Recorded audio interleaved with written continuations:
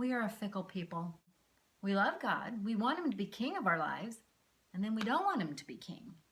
Oh, we might not voice that with our lips, but we show it with our actions. In the Old Testament, the Israelites were no different from us. In fact, I think they patented fickleness. I love you, I obey you. I forget about you, I disobey you. This was the rhythm of life for the Israelites. God had proved himself faithful to the Israelites time and time again. They were in slavery in Egypt for over 400 years, and God heard their cries and rescued them. In a pretty dramatic way, I must add. I won't go into it, but locusts and darkness and death and the parting of a sea were all involved in their delivery.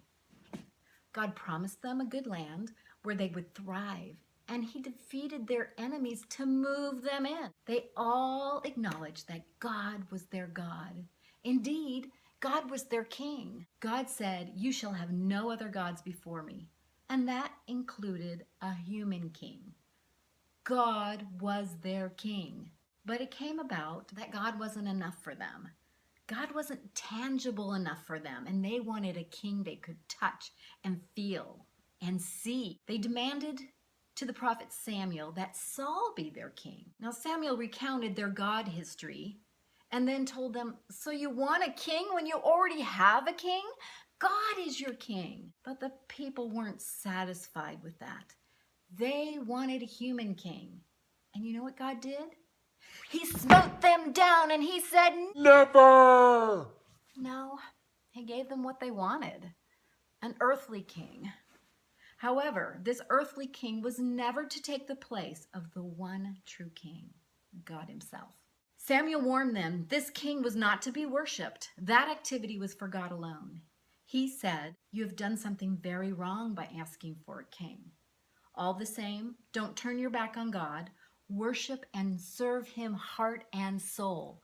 Don't chase after ghost gods. There's nothing to them. They can't help you. They're nothing but ghost gods. Saul is just a man, not God. Saul will desert and disappoint you. Do not put your trust in him." And the Israelites said, Yeah. Now give us a king. We tend to have the same fickleness of the Israelites too. We may have even had the history of God providing for us and leading us and caring for us. We know in our hearts, God is truly the one and only God, the one true king in our lives. Yet we so often give our allegiance to other deities. For some of us, it's the quest for a spouse or children that we believe will bring us ultimate joy.